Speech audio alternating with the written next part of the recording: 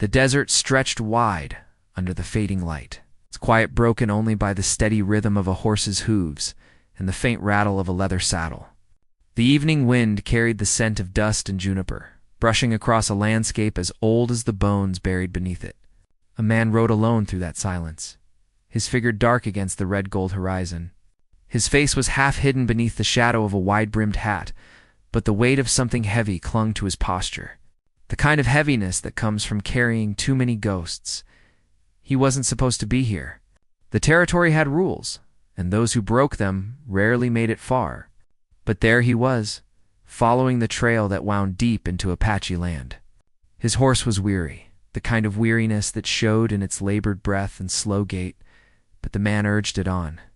The sun was sinking, and he knew that nightfall in these lands belonged to someone else entirely. He had heard the stories. Everyone had. The Apache didn't take kindly to trespassers, and their code of justice was their own. They didn't forgive. They didn't forget. Yet something stronger than fear pushed him onward, something that made him ignore the tightness in his chest every time. The wind shifted, and the desert seemed to whisper. Far behind him, a faint cry echoed one that didn't belong to the wind. He turned his head sharply, his hand moving instinctively to the worn revolver at his hip. The cry came again, softer this time. It wasn't a threat. It was a plea. When he found her, she was half-collapsed near a dry riverbed, her dress torn and her face pale beneath layers of dust. Her wrists bore the marks of rope, and her eyes, wild and desperate, met his, with the kind of fear that came from seeing too much. "Please," she whispered, voice raw. "Don't take me back." He didn't answer. He just dismounted, his boots crunching softly on the hard earth. Up close, she looked like someone who had run for days. She tried to crawl away, but her strength was gone.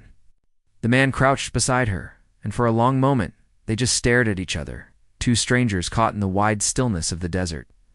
"Who's after you?" he finally asked. She hesitated, her lips trembling before she forced the words out. "The Apache." Her voice cracked on the last word, and something flickered in his eyes. Recognition, maybe even regret. He looked back toward the empty expanse behind them, scanning the horizon. There was no one there, but he knew better than to trust silence. "You crossed into their land?" he asked quietly. "I didn't mean to," she said, her hands clutching at the dry ground as if she could anchor herself there. "They took me from the settlement. I escaped last night. If they find me again, ... Her voice broke. "They'll finish what they started." He exhaled slowly, his gaze drifting toward the canyon in the distance where shadows already gathered. The Apache moved like ghosts after dark. If they were hunting, she wouldn't last long, and neither would he if he chose to help her. But something in her eyes, something raw and human, made him pause. Maybe it was the fear. Maybe it was the way she said please like it was the last thing she had left. Before he could speak, a sound cracked through the air. A low whistle, far off, carried by the wind. His head snapped up. The woman froze. "They've found me," she whispered. He stood, his hand tightening around the revolver. The sun had slipped below the hills now, painting the world in copper and shadow.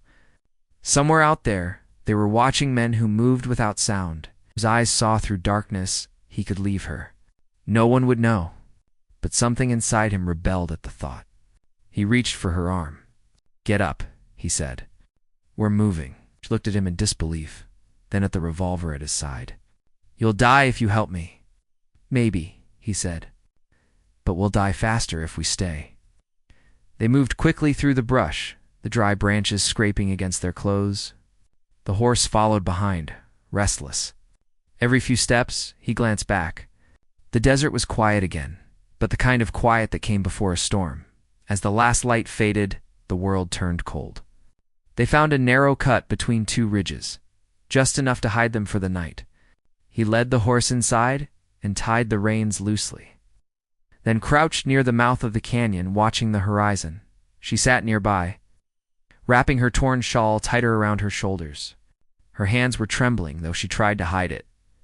"You have a name?" he asked after a while. She hesitated. "Alina." He nodded once. I'm not sure we'll make it out by dawn, Alina. Her gaze lifted to meet his. Then why are you helping me? He didn't answer right away. He stared into the dark, the faint outline of distant fires flickering along the ridge. When he finally spoke, his voice was low. Because once someone helped me when they shouldn't have? For a long moment, neither of them spoke. The wind moved through the canyon like a whispering spirit, carrying faint echoes that didn't belong to either of them. Then, from somewhere in the distance, a shadow moved. One shape became two, then three. The Apache were coming. Elena's breath hitched. They'll kill us both, she said, her voice trembling. He looked down at her, his expression calm but unreadable. Not if we keep moving. They don't stop, she said. They don't forgive. He gave a small, grim smile. Neither do I. They left the canyon before the moon rose. The desert stretched ahead like an endless sea of darkness. Every sound seemed louder, the scrape of boots, the rustle of grass, the steady breath of the horse. Somewhere behind them, the hunt had begun. By the time the moon climbed high, they reached a dried-up waterhole. He stopped there, kneeling to touch the cracked ground. It had been a long time since rain had kissed this place. Everything here felt forgotten, lost to the world. Rest, he told her. We'll need to move again before dawn. They'll find us. He looked at her, and for a brief moment, the hardness in his eyes softened. Maybe, but running's all we've got left. Elena sank to the ground, exhausted. She leaned back against a boulder, her gaze fixed on the stars scattered across the black sky. You don't know what they'll do if they catch me, she whispered. He met her eyes. Then tell me. She hesitated, her voice barely audible. I saw something I shouldn't have. Something they'll kill to keep hidden. What did you see? Before she could answer, a sound shattered the stillness, a sharp crack like a branch snapping but heavier. His hand went straight to his revolver. He rose slowly, scanning the darkness. A figure stood, just beyond the moonlight, silent, motionless. The outline of a bow glinted faintly. Elena froze. No, she breathed. It's him. The Apache stepped forward, his face calm and unreadable, painted in shades of earth and shadow. His gaze shifted between them, steady and silent. He didn't draw his weapon. He just watched. Then, in a voice quiet but firm, he said something in his own language. The man didn't understand the words, but he could feel the meaning in them. Judgment warning. Alina clutched his arm. Please, she whispered. Don't let them take me. The Apache raised his hand. His expression didn't change. But there was something human in his eyes, something that flickered like light through smoke. For a long moment, no one moved. The air itself seemed to hold its breath. Then she spoke, her voice trembling. I beg you, let me go. The Apache stopped. His gaze lingered on her, then on the man beside her. Every rule, every code, every law his people lived by pressed against him in that moment. He could have taken her. Should have. But he didn't move. He stood there, caught between duty and something deeper. Something older than the rules he'd been raised to follow. And then, slowly, he lowered his weapon. The desert wind stirred the dust around them. The man's hand remained on his gun, waiting. Elena's breath came in short, uneven gasps. The Apache turned his head slightly, as if listening to something only he could hear. The world seemed to still around him, and then, with quiet defiance, he did what no one expected. He stepped back, eyes dark with conflict, and walked away into the desert. The man and Alina stood frozen, watching as his shadow disappeared into the distance. The silence that followed was heavier than any sound. Neither of them spoke. But both knew one thing with a sinking certainty: rules had been broken tonight. And the desert never forgave. The night air hung heavy after the Apache disappeared into the dark. For a long while, neither of them moved. The man kept his eyes on the direction where the warrior had gone, half expecting him to return. Elena's breathing came shallow and quick, her body tense, as if the ground beneath her might open and pull her in. The desert around them had gone silent again, the kind of silence that seemed alive, full of hidden eyes and waiting hearts. Finally, the man lowered his revolver and turned to her. "We can't stay here," he said quietly. "He might be back." Lena stared into the dark. "He won't come back," she whispered. "He's not like the others." He frowned. "You know him?" Her gaze dropped to the ground. "I did once." There was something in her voice, a quiet ache, a weight that made him hesitate before asking more. He looked away, scanning the horizon again. The moon had climbed higher, pale and thin, lighting the sand and stone in silver. Every shadow looked alive. "We'll ride till dawn," he said finally, "then find some cover when the sun rises." She nodded weakly and let him help her to her feet. The horse snorted softly, uneasy, as if it too could feel the tension in the air. They rode without a word, the desert stretching endless before them. The man's thoughts churned with questions he didn't want to ask. Why had the Apache let them go? What did she mean by knowing him? And what kind of secret could make her risk crossing into this land where mercy didn't exist? Hours passed. The horizon began to pale. The world shifted from silver to gold as the first breath of dawn touched the desert. The man slowed his horse near a ridge scattered with low rocks and brush. It wasn't much, but it would hide them for a few hours. He helped Elena down. Her legs trembled when she stood, but she didn't complain. She sank to the ground beside a rock, her face turned toward the rising sun. He knelt nearby, saddled the horse, and gave it a handful of dry oats from his pack. When he looked back, Elena's eyes were closed. Not asleep, just somewhere far away. Lost in thoughts, she didn't dare speak. "You should rest," he said softly. "I can't," she murmured. "Every time I close my eyes, I see them." He didn't ask who them meant. He already knew. She looked at him then, her voice almost breaking. "Why did he stop?" "He should have taken me. That's their law. Maybe he didn't want to follow it." She shook her head. "They don't break their code. Not for anyone." He studied her face, the dirt, the weariness, the faint streak of dried blood at her temple. "He broke it for you." Her hands twisted together in her lap. "That's what scares me." The wind picked up again, carrying the scent of sage and dust. He watched her quietly, knowing there was more she wasn't saying. He'd seen that kind of fear before, the kind that comes not from what's chasing you, but from what you already know. When he finally spoke, his tone was gentle but firm. "Tell me what happened, Elena." For a moment, she didn't answer. Then she began, her voice low and uneven. "I was living near the border town. My father traded goods with the tribe's tools, blankets, sometimes food. He said peace could be bought if you showed respect." Her eyes flickered, distant. "One day, a group of Apache came to trade, led by a young warrior. He didn't act like the others. He spoke some English. He was quiet, but he watched everything. I think he was curious about our way of life." She paused, her hands tightening. "He started coming more often. At first it was about trade. Then he began asking questions. About the soldiers, the settlers, the towns. He wanted to understand us." The man listened carefully, saying nothing. "One night," she went on, "I overheard something. My father and 2 men from the fort were talking. They were planning to ambush the Apache the next time they came to trade. They said the tribe had gold hidden somewhere in the hills, and they wanted it. I tried to warn the young warrior before it happened," her voice wavered, "but I was too late. The soldiers attacked at dawn. The camp burned. Families were taken or killed. I saw him, they're wounded, standing over his people's graves. He looked at me once before he turned away." The man's jaw tightened. "And after that, I left the town. I couldn't stay. The soldiers said I betrayed them for warning the Apache. They called me a traitor. And when the tribe found out what happened, they blamed me too. They said I brought death to both sides." Her eyes glistened. "That's when they took me. To answer for what I'd done." He looked at her silently. There was pain in her words, but also truth.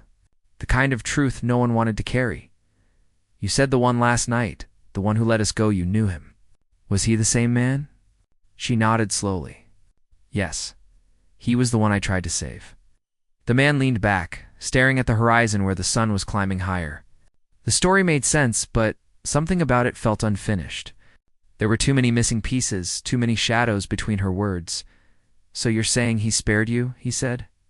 "After everything?" I don't know why," she whispered. "Maybe mercy. Maybe punishment? But he shouldn't have." He studied her for a long moment. There was fear in her voice, but also guilt, something deeper than fear of death. Something that wouldn't let her rest. After a while, she fell silent again. The heat was rising, the light growing harsh. The man stood, walked a short distance away, and scanned the distance through the glare. The land was empty. But he knew emptiness in this desert was a lie. He returned and crouched beside her. "We'll need to head north," he said. "There's a canyon that cuts through the ridge. If we can make it past that, we'll be out of their range." Alina looked up at him, her face pale. "You don't understand. There's no out of their range, not when a code's been broken. If he spared me, someone else will come. They'll hunt us both now." He met her eyes. "Then we'll keep moving." Her voice softened. "You don't have to stay with me. You could leave. No one would blame you." He shook his head. "I've got my reasons." Something passed between them, then quiet and unspoken. The kind of understanding that forms between two people who have nothing left but the road ahead. By noon, they were riding again. The sun beat down hard, the heat shimmering above the ground like a ghostly fire. The horses' steps grew slower, the air thick and dry. In the distance, a hawk circled high, shadow gliding across the sand. The man's mind drifted back to the Apache from the night before. He couldn't shake the image of the warrior's eyes, dark, calm, full of conflict. A man torn between duty and conscience. He'd seen that same look before, in soldiers who'd done things they couldn't take back. "Alina," he said suddenly, "you said he was different. What did you mean?" She hesitated before answering. "He believed the tribes could live in peace with settlers. He thought both sides could share this land. But the elders didn't trust him. They said peace with outsiders would only bring ruin. So he tried anyway." She nodded. "He thought if he showed mercy, it would mean something. But now, by sparing me, he's broken his oath. His people won't forgive that." The man glanced back toward the horizon. "Then he risked his life for yours." She didn't answer, but her silence said enough. As the day wore on, they came across an abandoned cabin half buried by sand. The roof sagged, and the door hung loose, but it offered shade. They decided to rest there until evening. The man checked the ground around it. No fresh tracks, no signs of life. Inside, the air was thick with the smell of old wood and dust. A few rusted tools lay scattered near the doorway. Alina sank onto the floor, too tired to speak. The man poured a small measure of water into a tin cup and handed it to her. "Drink slow," he said. She nodded, her hand shaking as she lifted the cup. Outside, the desert wind whistled through the cracks, carrying the faint sound of something distant, maybe hooves, maybe only the wind. The man froze, listening. The sound faded, then returned, softer but distinct. He moved to the window, peering through a gap in the boards. The horizon shimmered, and far off, he saw dust rising. More than one rider. Moving fast, he turned back to her. "We've been found." Lena's face went pale. "It's them?" He didn't answer. He didn't have to. She stood, fear flooding her features. "We can't outrun them." He holstered his revolver, his voice steady. "Then we'll have to outthink them." Outside, the wind rose higher, swirling dust through the cabin door. The riders drew closer, their silhouettes growing against the burning sky. The man looked at Alina one last time. "Whatever happens next," he said quietly, "you keep moving. Don't look back." She opened her mouth to speak, but the sound of pounding hooves drowned her words. The desert trembled with the approach. The man stepped toward the door, his hand on the revolver grip, the sunlight cutting sharp across his face. And somewhere, behind that approaching storm of dust and riders, a single thought burned in both their minds. The Apache who had spared them had made his choice, and now they would all pay the price for it. The pounding of hooves grew louder. echoing through the dry air like thunder rolling across the desert. Dust rose in the distance, twisting in the heat as the riders drew closer. The man's fingers tightened around his revolver, his eyes steady through the narrow crack of the cabin wall. He counted the shapes as they neared 4, maybe 5, moving fast and wide. Whoever they were, they knew how to hunt. Alina stood behind him, her breathing shallow. "Is it them?" she whispered. He didn't turn. "If it's not, it's someone just as bad." The riders slowed as they neared the cabin. One raised a hand, signaling the others. The group split, circling around like wolves, testing their prey. The man stepped back, quietly checking the bullets in his gun. He had enough for 1 fight, not 2. "They've got us surrounded," Alina said. Her voice shook, but there was something in her eyes, a flicker of stubbornness. "Of someone too tired to run anymore? Stay low," he said. "If they want trouble, I'll give them a reason to rethink it." Through the broken boards, he saw one rider dismount. The figure walked forward, dust clinging to his boots, the outline of a rifle slung over one shoulder. The man raised his gun, ready. But when the rider stepped into view, he froze. It wasn't Apache. The man was older, his face creased and sunburned, his hat marked with a cavalry insignia. Behind him, another soldier carried the flag of the fort. "Hold your fire," the old man called. "We're not here to fight." The man inside didn't lower his weapon. "Then you'd better say what you were here for." The soldier took another cautious step. "We're tracking a fugitive woman," he said. "Ran from the settlement a few days back. Word is, she was seen with a stranger heading into Apache land." Lena stiffened behind him. The man kept his aim steady. "Can't say I've seen anyone fitting that description." The soldier smiled thinly. "You sure about that?" "'Cause we found your trail heading straight through outlaw territory. Not many folks travel that way unless they've got something to hide." The man's jaw tightened. "You're trespassing." "This land's not yours." The soldier's smile faded. "You're right, but I've got orders. And orders don't care about borders." His eyes narrowed slightly, catching a glimpse of movement behind the man's shoulder. "Tell the lady she can come out now." Elena stepped forward, trembling. "Please," she said, her voice cracking. "I didn't do what they said."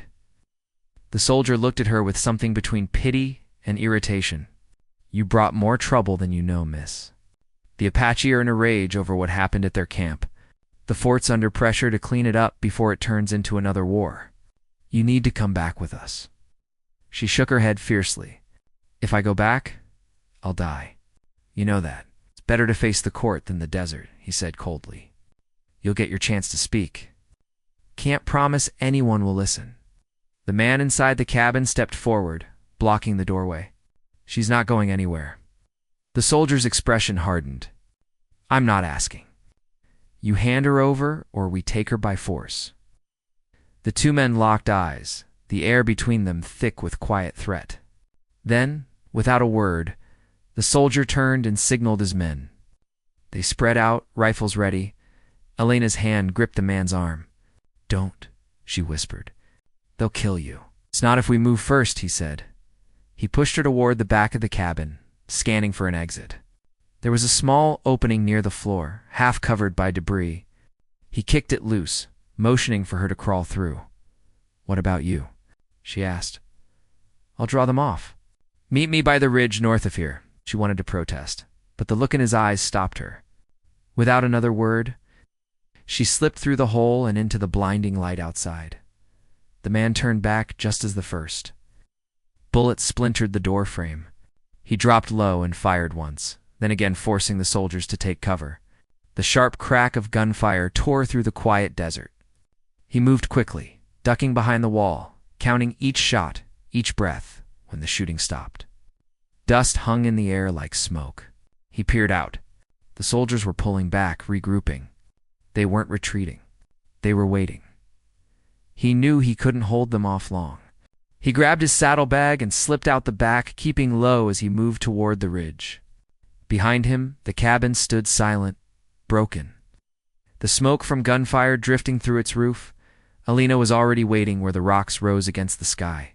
Her face lit up when she saw him, but relief faded fast when she noticed the blood on his sleeve. "You're hurt," she said. "Not bad." He wrapped a strip of cloth around the wound, his hand steady. "They'll come again. We can't stop moving." They mounted the horse and rode north, leaving the cabin behind. The desert stretched wide and empty, but the sound of pursuit carried faintly on the wind. By the time night fell again, they reached a cluster of canyons cut deep into the earth. The shadows there were thick, cool, and full of secrets. They set up camp near the mouth of one, hidden among rocks.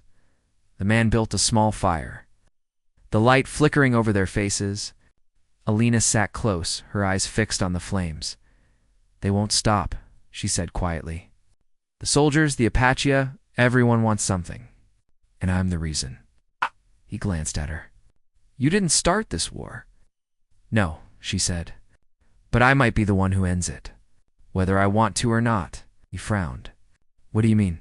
She hesitated, then looked at him. "When my father traded with the tribes, he wasn't just trading goods.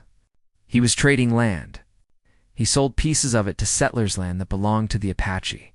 He lied to them. He said it was fair, that they'd signed papers, but they couldn't read them." Her voice trembled. "When the truth came out, it tore everything apart.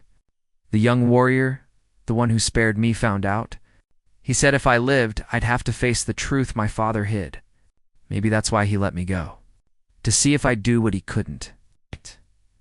The man stared at her, silent.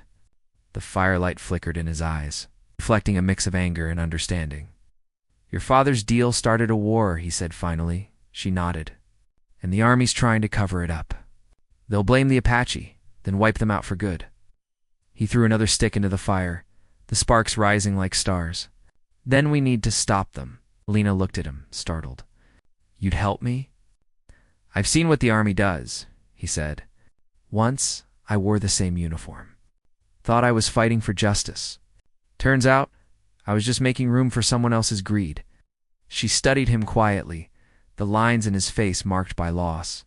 "That's why you helped me," she said softly. "You're trying to make peace with what you did." He didn't answer. He didn't have to. Somewhere in the distance, a coyote howled, its voice echoing through the canyon. The night felt endless, but neither of them slept. Every sound felt too sharp, too close. By dawn, they were moving again. The trail cut through narrow passages and winding stone corridors.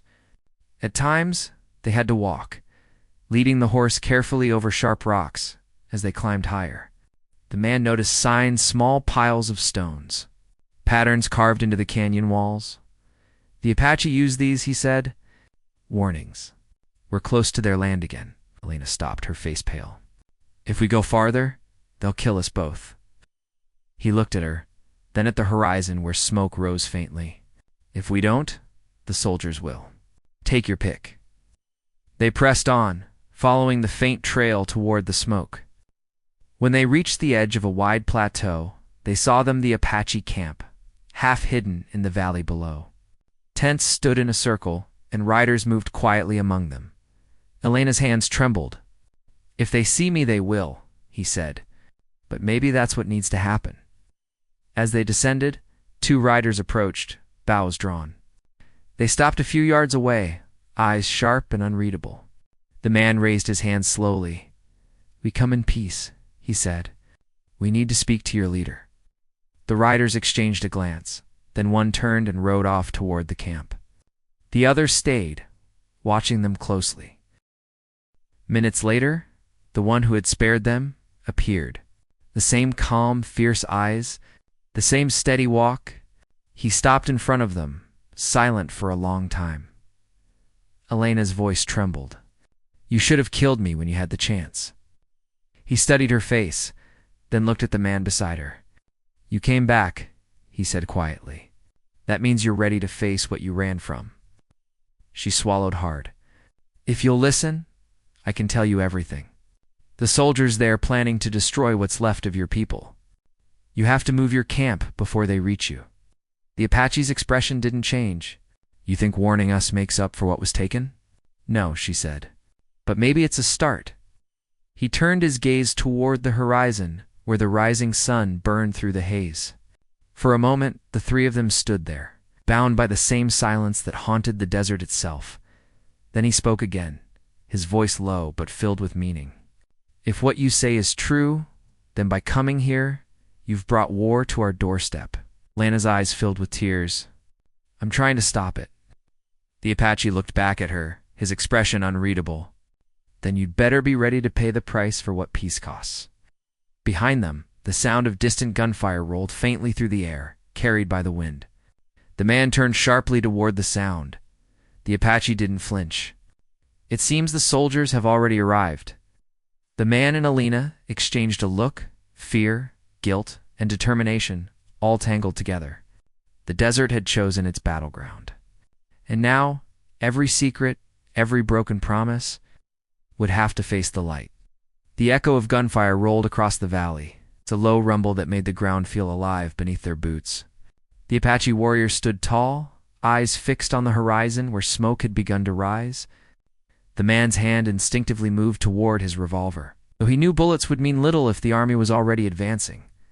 Alina stood between them, her breath caught somewhere between fear and guilt. Watching the line of dust creeping closer in the distance, "They've found the camp," she said, her voice breaking. The Apache didn't answer.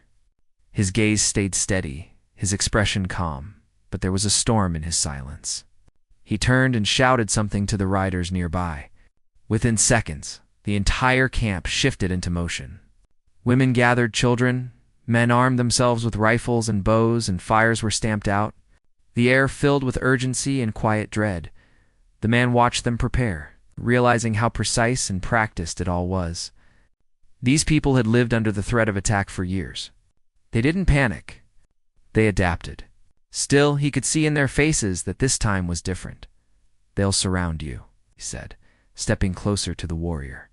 "The soldiers won't come straight in. They'll push from both sides, drive you into the open." The Apache turned to him. "Then we'll make sure they find nothing but ghosts."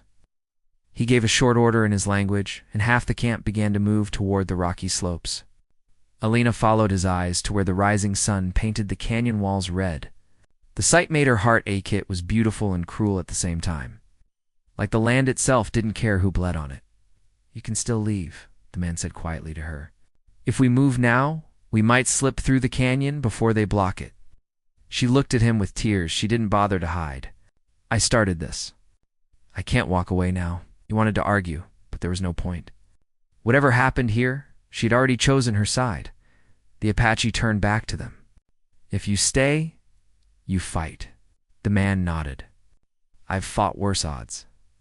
Alina picked up a rifle that had been left near the fire, her hands trembling but steadying after a moment. "Tell me where you need me." The Apache studied her for a long second, then simply said, "Stay close." They moved up the ridge, where the camp overlooked the dry basin below.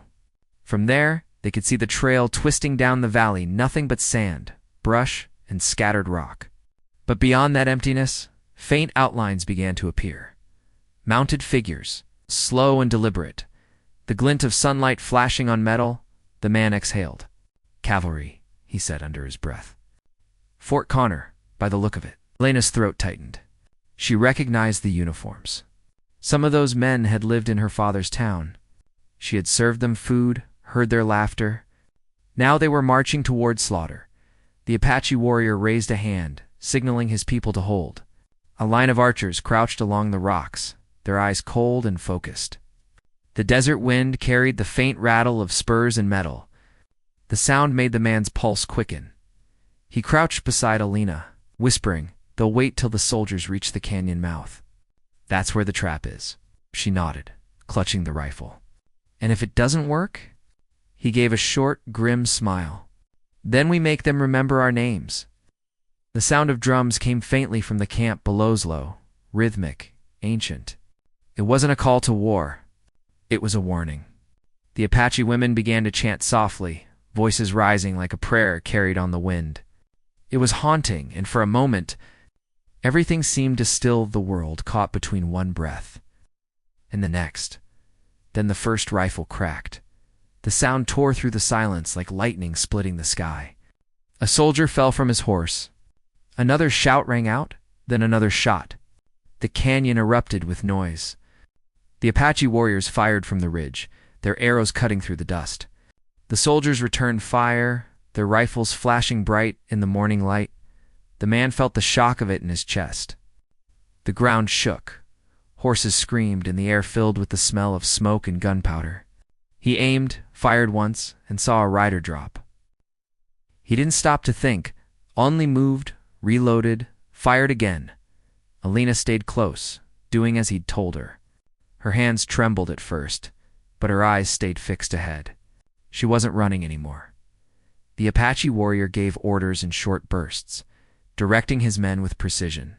They struck fast, then vanished, moving like shadows. Every time the soldiers advanced, they found only empty ground and more fire from above. But the army was larger, and they kept pushing forward. The man knew their commander wouldn't stop until the ridge was taken. "Alina," he shouted over the noise. "We need to fall back to the higher ground." She nodded and followed, scrambling over rocks as bullets struck the stone around them. The Apache warrior joined them, his bow drawn, his movements calm and deliberate despite the chaos.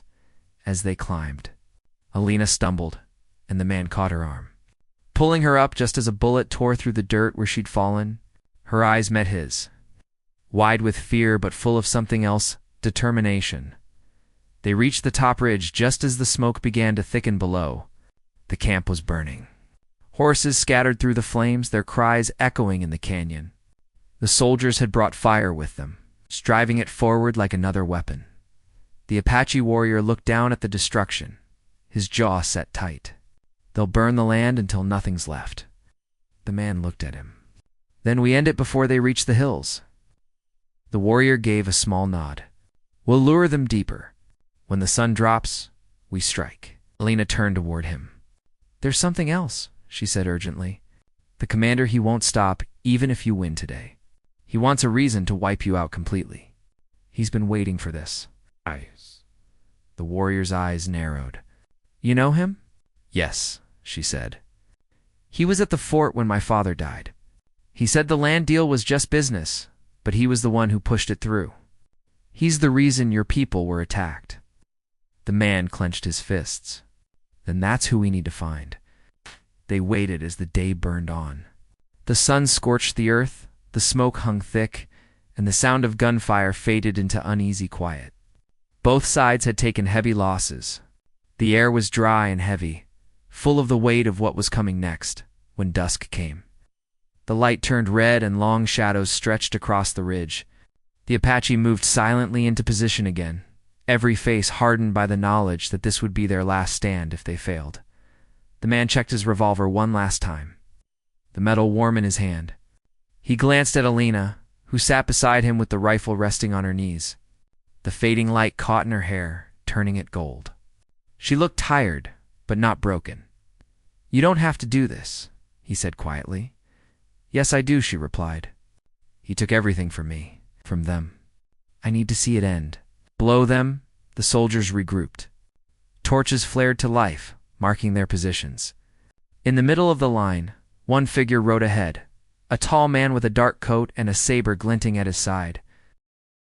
Alina's breath caught. "That's him." The commander raised his hand, signaling the troops to halt. His voice carried faintly through the dry air. "We end this tonight," he shouted. "No one leaves this valley alive." The Apache warrior's face remained unreadable, but his eyes were fixed on the commander. "He will come closer," he said softly. "Arrogance makes men blind." The man nodded. "Then that's when we strike." The waiting was unbearable. The air was still. Every sound magnified the rattle of horses. The whisper of wind through brush, the soft clink of metal. When the first torch reached the canyon floor, the Apache warrior lifted his hand. Every archer along the ridge drew back their bows. The moment stretched, tight and fragile. Then his hand dropped. The night exploded. Flaming arrows rained down from the cliffs, striking torches, wagons, and men. The soldiers scattered, their horses rearing in panic. Gunfire erupted once more, flashing bright against the darkness. The man fired until his gun clicked empty, then reached for another. The noise was deafening, the air alive with smoke and screams. The commander shouted orders. His saber raised high, but even from a distance, the man could see the fear creeping into his face. Alina fired from behind a rock, her aim steady despite the chaos. Each shot echoed with something deeper than vengeance. It was survival, justice, and heartbreak all at once. The Apache moved like the desert wind, fast, unseen, relentless. They fought not for victory, but for memory. For the right to exist where their ancestors once stood. The man reloaded and looked toward the valley. The firelight painted everything in red and shadow. The commander's troops were faltering, but he still rode forward, refusing to retreat. The Apache warrior stood beside the man, his bow lowered now, his gaze fixed on the enemy leader. "He's coming for us," he said. The man nodded. "Then let him." As the commander's horse climbed the ridge, Elena's heart pounded in her chest. She could see his face now come, cruel, certain of victory. The firelight gleamed off the brass buttons of his coat. He called out through the smoke, his voice sharp as steel. "You think you can stop me with arrows and dust? You're finished." The Apache warrior stepped forward, his voice steady. "You don't understand this land. You never did." The commander raised his gun. "Then die with it." The man moved before he could fire, tackling him from the horse. The two rolled down the rocky slope, the struggle raw and desperate. The horse screamed and bolted.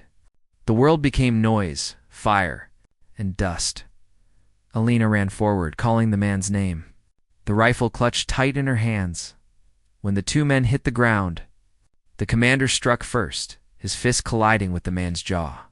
They fought in silence, no words left between them, only rage and exhaustion. The Apache warrior watched from above, his bow drawn, but waiting. He could end it now, one arrow, and it would be done. But his eyes shifted to Alina, who was running toward them through the smoke, her voice breaking through the chaos. The sound of her calling echoed through the burning canyon, mixing with the clash of fire and steel. And in that instant, the moment before the final decision, everything hung in balance: the fate of a people, the price of mercy, and the cost of breaking the rules that bound them all. The wind howled through the canyon, carrying smoke and dust through the fading light. The battle had thinned into fragments, distant gunfire echoing off the cliffs. But here in the heart of it, silence had fallen. The commander and the man struggled in the dirt, both weary, both bleeding, neither ready to let go. The commander's face was twisted with fury as he tried to reach for the pistol knocked loose nearby. The man saw it too and pushed forward, the two of them grappling until their hands were inches from the weapon. Alina reached them first. Her boots slipped on the loose gravel as she dropped to her knees. The commander froze when he saw her, and for a moment, everything stopped, the fire crackling, the distant cries, even the wind. Her hands were shaking, but she didn't raise the rifle. She just looked at him, her breath trembling in her chest. "You don't have to die," she said, her voice small but clear. "But this ends here." The commander's eyes darted between her and the man. There was a flash of something: anger, pride, maybe even fear, but it was gone as quickly as it came. Slowly, he pushed himself back, his hands open. The man kept his gun trained on him, though his arms felt heavy as stone. "You think they'll let you walk away?" The commander said bitterly. "You've made yourself an enemy of the army, of your own people." The man stared at him. "Then I'll take my chances." The Apache warrior approached from behind them, silent as the night itself. His face was streaked with ash, his bow still in hand, but his eyes carried something softer now. He looked down at the commander, then at Alina, then finally at the man. "It's over," he said quietly. The commander's jaw tightened. "You think you've won? The fort will send more men. They always do." The warrior's expression didn't change. "Maybe, but not tonight." He gave a single nod, and two Apache riders appeared from the shadows. They disarmed the commander and led him down the ridge. No one spoke. The air was thick with the weight of what had been done and what still lingered between them. Alina sank to the ground, a rifle falling beside her. Her hands were scraped, her face streaked with dust and tears. The man knelt next to her. For the first time in days, the sound of gunfire had stopped completely. Only the crackle of dying fires and the faint cry of a hawk above filled the silence. "Are you hurt?" he asked. She shook her head. "No, just tired." He looked out toward the valley. The battlefield was littered with the broken remains of what had once been soldiers, wagons, and tents. The Apache were moving through the smoke, gathering their own, helping the wounded. There was no triumph in their faces, only endurance. They had survived another day in a war that never seemed to end. As night settled, the three of them walked back toward the camp. The wind had cooled, carrying the scent of rain. For the first time, it felt like the land could breathe again. The Apache warrior led them to a small clearing where a few fires still burned. He turned to the man and Alina, his voice steady but tired. "You helped us when you didn't have to," he said. "You could have left, but you stayed." The man nodded. "You gave me something worth staying for?" The warrior looked at Alina, and you carried truth into a world built on lies. "That is harder than any fight." She lowered her eyes. "I just did what I should have done long ago." The warrior studied her for a long moment, then simply said, "Then your path is clean." He walked away to join his people, leaving the two of them by the fire. The silence that followed was heavy but peaceful in its own way. The stars had come out, scattered across the sky, bright and endless over the darkened land. Alina watched the flames dance. "Do you think they'll come back?" she asked quietly. "They might," he said, "but they'll think twice before riding into this canyon again." She gave a tired smile. "You think he'll survive?" "The commander." The man exhaled slowly. "If they let him live, he'll go back to the fort. Tell them he fought bravely and lost because of the terrain or some excuse that saves his pride. But the truth will follow him. It always does." The firelight flickered across their faces, making their shadows stretch long and thin across the ground. For a long time, neither spoke. The air felt lighter now, the tension beginning to ease into something gentler, almost sacred. The Apache were singing somewhere beyond the ridge, their voices low and steady.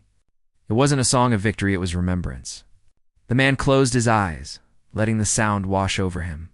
He felt the weight of every choice he'd made, every life lost, every debt that could never be repaid. But he also felt something he hadn't in years, a sense of belonging. Alina leaned against him, her voice barely above a whisper. "I don't know what happens next." He looked at her, his hand brushing the dust from her hair. "Maybe that's all right. Not every story has a map." They sat in silence until the fire burned low. Around them, the desert began to heal itself, the smoke drifting away, the stars brightening, the land reclaiming what had been torn apart. Somewhere in the distance, thunder rolled, promising rain by morning when dawn came. The Apache were already preparing to move. Their camp was quiet, efficient, filled with the calm that comes after surviving the impossible. The warrior approached them one last time, his face lined with exhaustion, but lit by something proud. "The land remembers who protects it," he said. "You have both earned that memory." The man extended his hand, but the warrior clasped his forearm instead. It was a gesture of respect, one that said more than words could. "What will you do now?" Alina asked him. He looked toward the mountains. "We'll go where the land still welcomes us. For now, that's enough." He turned and left, his people following behind him.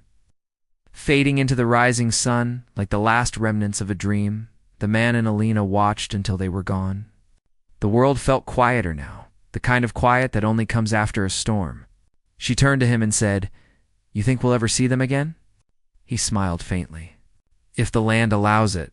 They walked down toward the canyon together, where the riverbed shimmered faintly from the early light. It was almost dry, but a thin stream still ran through the center, glinting like silver. The man crouched beside it, dipped his hands in the cool water, and splashed his face. For the first time, the reflection staring back at him looked like someone free. Alina joined him, kneeling beside the stream. "Everything's different now," she said softly. "Yeah," he replied, "but maybe that's the point." She looked toward the open land stretching out before them. It was vast, wild, and full of unanswered questions. Yet somehow, it didn't feel hopeless anymore. There was peace in not knowing, in understanding that some things didn't need to be solved, they just needed to be remembered. They began walking, following the stream as it wound through the canyon. The land around them was scarred but alive, the air cool and sharp. The sun climbed higher, painting the cliffs gold. As they moved, Alina glanced back one last time. The smoke had faded completely now. Only the faint outline of the ridge remained, silent and eternal, she whispered. Almost to herself, he defied the rules to save us. Ah. The man nodded. And in doing so, he saved himself too. The wind picked up, carrying with it the faint sound of singing, distant, almost unreal. It was the same melody from the night before, soft and haunting, echoing through the canyon walls. They paused, listening, until it faded into the breeze. Alina smiled faintly. It's like the land is still speaking. He looked out across the desert. Maybe it always was. We just weren't listening. They kept walking, side by side, until the valley opened into the wide plains beyond. The world stretched endless before them, full of silence, memory, and the promise of whatever came next. The sun warmed their backs. The river whispered at their feet, and behind them, the land of the Apache stood unbroken, defiant, sacred, and alive. And though neither of them looked back again, both knew that somewhere in those distant hills, the warrior watched the same sunrise. Keeping his silent vow to the earth, he called home. In that quiet truth, their paths divided. But their hearts remained tied to the same story, the story of a people who refused to vanish, a woman who found her courage, and a man who rediscovered his soul in the fire of redemption. The wind shifted once more, carrying the faint scent of rain and the echo of a promise long kept, and in that moment, the land finally rested. Top of form, bottom of form.